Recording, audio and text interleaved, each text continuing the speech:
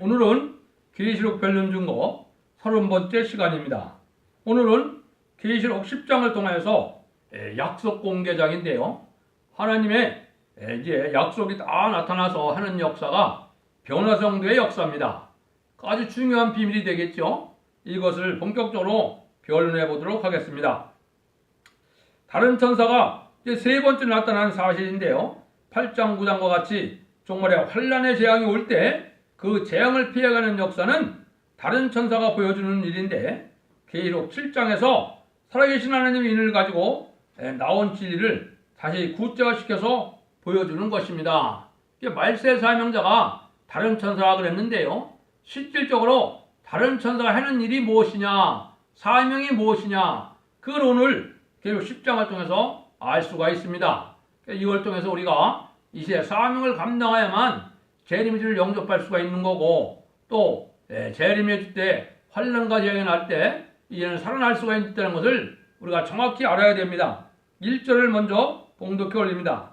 내가 보니 또 힘센 다른 천사가 구름을 입고 하늘에서 내려오는데 그 머리 위에 무지개가 있고 그 얼굴은 해 같고 그 발은 불기둥 같으며, 몸에 구름을 입고 하늘에서 내려오는 것이 보여준 것인데, 하나님의 허락이 완전히 이루어지는 종말의 역사인데, 머리 위에 무지개가 있다는 것은 약속의 말씀이 완전히 이루어지는 동시에 그 얼굴에 해같이 보인 것은 어둠을 물리치고 나가는 완전한 빛의 역사를 뜻된 것입니다. 그런데 그 발은 불기둥 같다는 것은 원수를 이기는 승리의 역사라는 걸 우리에게 보여준 겁니다. 다른 천사가 세 번째 나타났는데요. 첫 번째는 살아계신 하나님의 인을 가지고 나타났고, 두 번째는 기도양을 가지고 나타났으며, 세 번째는 하나님의 인의 역사가 작은 책을 들고 크게 잊히는 역사로 나타났는데, 다 기독교의 종말의 역사를 변화의 성도 역사로 보여주는 것입니다. 그럼 이 시대 우리의 사명을 여기서는 뭐라고 표현했어요? 크게 잊히는 역사라 그랬거든요. 그 내용을 중심으로 오늘 변론을 해보도록 하겠습니다. 이 작은 책은 일구본으로 봉한 책인데 계시록을 뜻한 것이죠. 그러나 하나님이 인정한 종을 통하여 계시록을 깨달아 밝히 아는 무장이 그래서 필수적인 겁니다. 구름을 입었다는 것은 변화성도를 뜻했는데, 변화성도는 흙으로도 가리지 않고 구름을 입고 올라가는데, 그 머리 위에 무지개가 닿았다는 것은 완전한 하나님의 언약의 말씀이 변화성도로 말미암아 완전히 끝을 맺는다는 것입니다. 약속의 말씀이 완전히 이루어지는 데는 완전한 약속의 말씀이 완전 영감으로 머리 위에 임한 것이며, 변화성도가 증거하고 다시는 증거가 없다는 것입니다. 얼굴이 해와 같다고 봤다는 것은 더 이상 밝을 수 없다는 말인데, 최후의 빛의 역사의 말입니다. 발이 불기둥 같다 것은 원수를 멸망시키는데 그 이상 강할 수가 없다는 무적의 뜻입니다. 그러니까 이에 완전히 역사하는 것은 썩지 않고 구름 타고 올라갈 변화성도 역사인데, 머리에 무지개가 닿았다는 것은 언약의 말씀이 몽땅 다 이루어지는 역사인 동시에 극도로 밝아지는 역사고 극도로 강한 역사라는 것을 말씀합니다. 그것이 인간 종말의 환난 가운데 역사는 변화성도의 역사를 이렇게 표현한 겁니다. 2절입니다. 그 손에 작은 책을 들고 그 오른발은 바다를 밟고 왼발은 땅을 밟고 이랬거든요. 이것은 세계적인 승리 역사를 가르쳤습니다. 천하가 짧은 시간 안에 함께 일어난 큰 역사인데, 인격이 완성돼야 이런 역사를 할 수 있는 거죠. 세 번째는 3절입니다. 사자에 부르짖는 것 같이 큰 소리로 외치니 외칠 때 일곱 오레가 그 소리를 바라더라. 종말의 역사가 강하게 일어나서 세계를 각성을 줄 때는 진노의 날이라는 것입니다. 사자같이 강한 인격이며 공산당과 싸울 수 있는 인격입니다. 구름 타고 올라갈 인격은 죄와 상관이 없는 인격이고, 우리 인격이 옛날 모세보다도 더 강해야 합니다. 자꾸 위에서 내려오는 역사를 받아야 합니다. 정말 호소를 많이 하고 기도를 많이 해서 성신의 능력의 분량을 채우는 것이 중요합니다. 근데 예언서에는 북방 공산당 세력이 요엘서 2장이나 하박국 2장이나 나홈서 2장에는 공산당 세력을 사자같이 강하다 했고, 사자가 역사하는 것으로 말씀을 했거든요. 그래서 우리도 여기 보니까 역사, 사자같이 크게 부르짖는다 그랬죠? 이게 이제 중요한 의미를 갖고 있습니다. 그러면 이것이 이제 오해가 되니까 많은 부작용도 낳는 겁니다. 그럼 크게 외치는 역사가 과연 무엇이냐? 이것이 우리에게 중요한데 하나님의 7배 역사가 임하는 것을 뜻했습니다. 근데 이것이 이제 시작되는 곳은 어디를 얘기했느냐? 이사야 24장에 이 말씀이 예언이 되어 있습니다. 그러니까 이사야 24장 14절 15절을 읽어드립니다. 무리가 소리를 높여 부를 것이며 여호와의 이름을 의험을 인하여 바다에서 크게 외치리니 그러므로 너희가 동방에서 여호와를 영원하게 하며 바다 모든 섬에서 이스라엘 하나님 여호와의 이름을 영원하게 할 것이며, 여기 보니까 높여서 크게 외친다는 말이 있죠. 이게 여호와의 의험을 외친다고 그랬습니다. 그래서 지금까지는 예수 그리스도의 성자의 역사로 이제 예수님을 통해서 이제 영원권만한 시대가 되어 있지만은 이 종말의 심판의 역사는 하나님의 역사라는 겁니다. 근데 하나님을 크게 부르짖는 역사가 뭐냐? 이게 중요하겠죠. 요거는 지금까지는 찬송을 불러도 예수님을 찬송했지만은 여기서 말하는 여호와의 의험을 크게 외치는 역사는 새 노래를 뜻했습니다. 새 노래는 여호와의 찬송인데 여호와를 많이 찾기도 하고 여호와의 역사가 이 땅에 이룰 걸 얘기했기 때문에 이제는 하나님의 역사가 강하게 이루어지는 역사가 시작되는 것을 얘기하는 겁니다. 그래서 우리가 이제 크게 외치는 역사가 어떻게 진행되는가를 좀 알아보면, 지금까지는 죄인을 부르는 역사이므로 여호와께서 잠잠히 계셨지만 변화성도가 외치는 것은 여호와께서 진노하셔서 세계 인류를 불로 살라버리는 것이 임박할 때 동방 바닷가에서부터 그 위험을 인하여 크게 외친다고 하였습니다. 종이라는 사람은 여호와께서 잠잠하시면 같이 잠잠하게 된 것이고, 여호와께서 강하게 일어나면 종도 말씀 변론을 줘서 강하게 일어나는 것입니다. 이게 이제 크게 일어나는 역사가 세일을 고하는 일이 나올 때 시작되는 건데, 성경에서 말하는 세일은 뭐냐? 세상을 심판하고 재창조하여서 천년평화 왕국 에덴 동산을 회복시켜주는 것을 이걸 세일이라 그런 겁니다. 이게 종말의 역사거든요.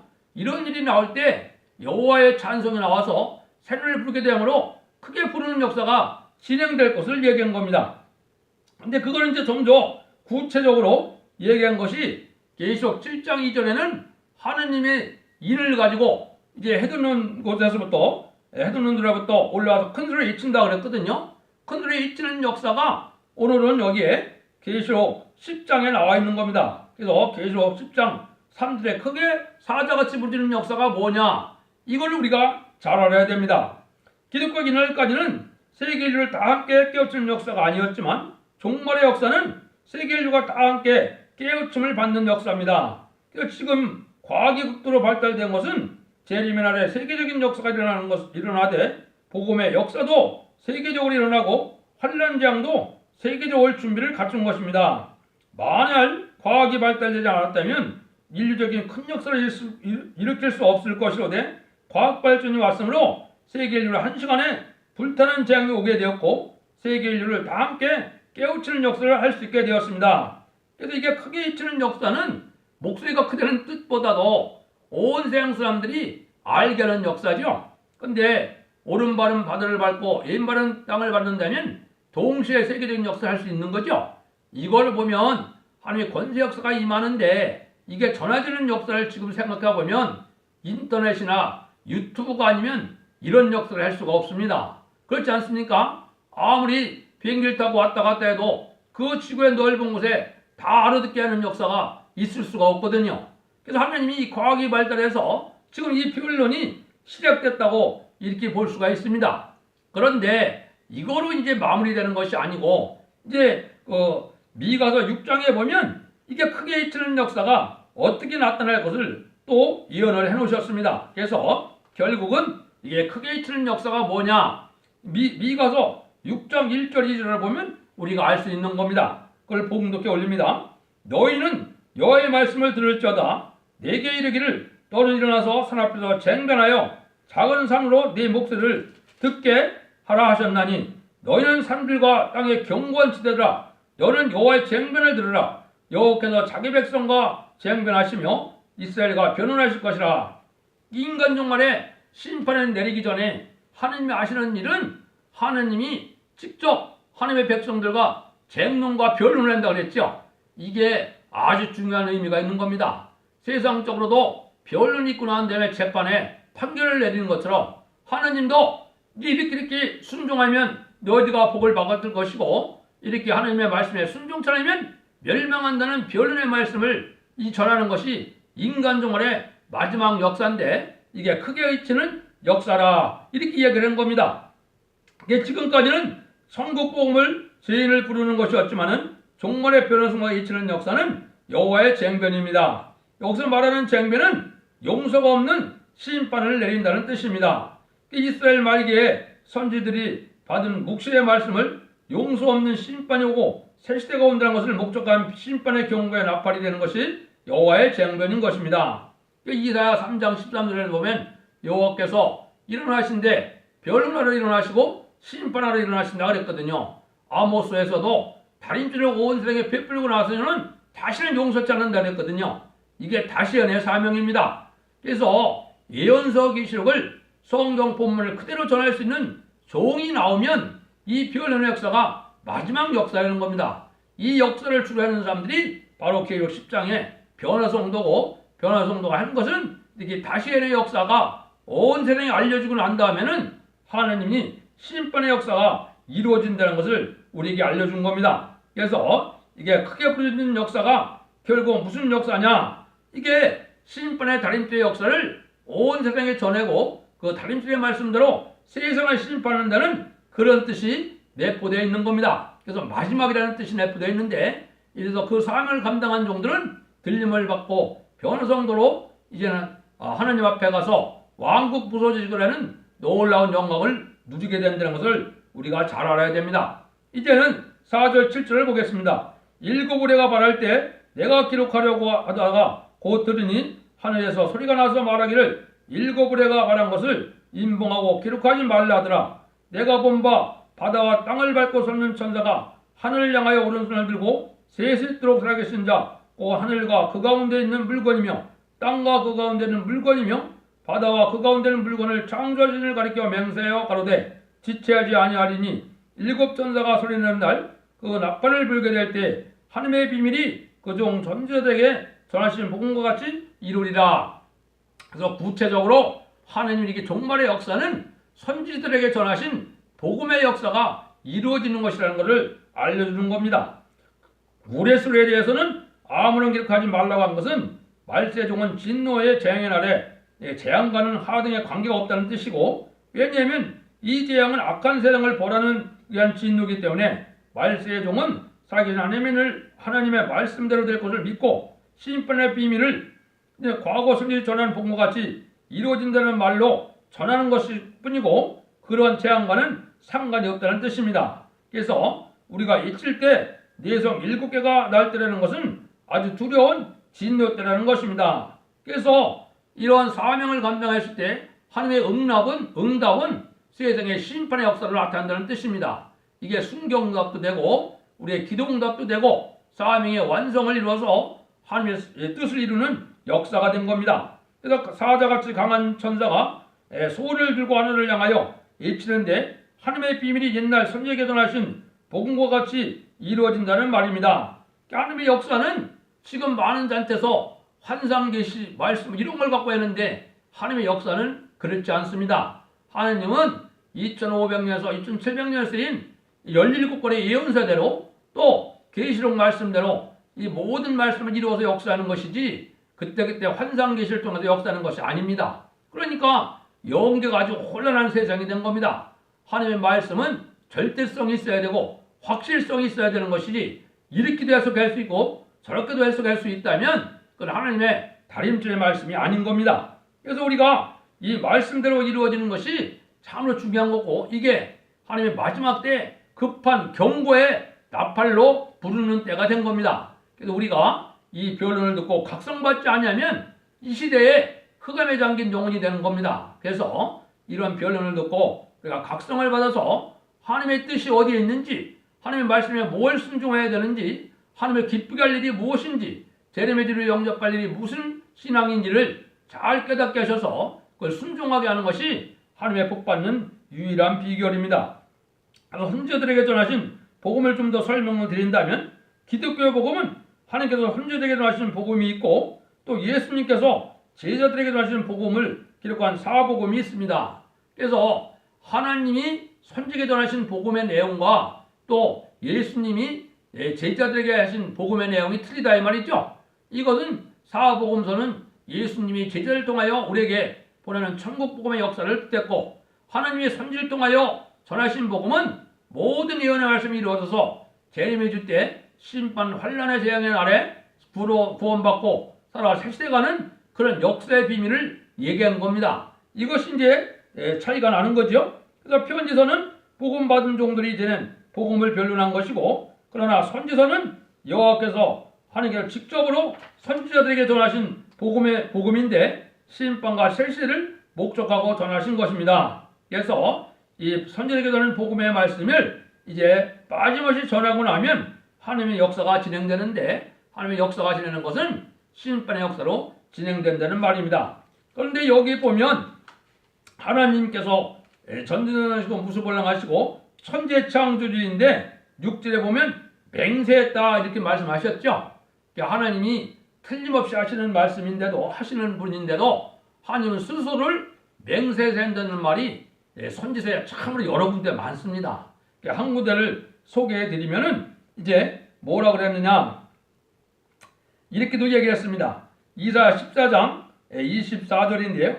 만군의 여호와께서 맹세해 가라사대 나의 생각한 것이 반드시 되며 나의 경한 것이 반드시 이루리라.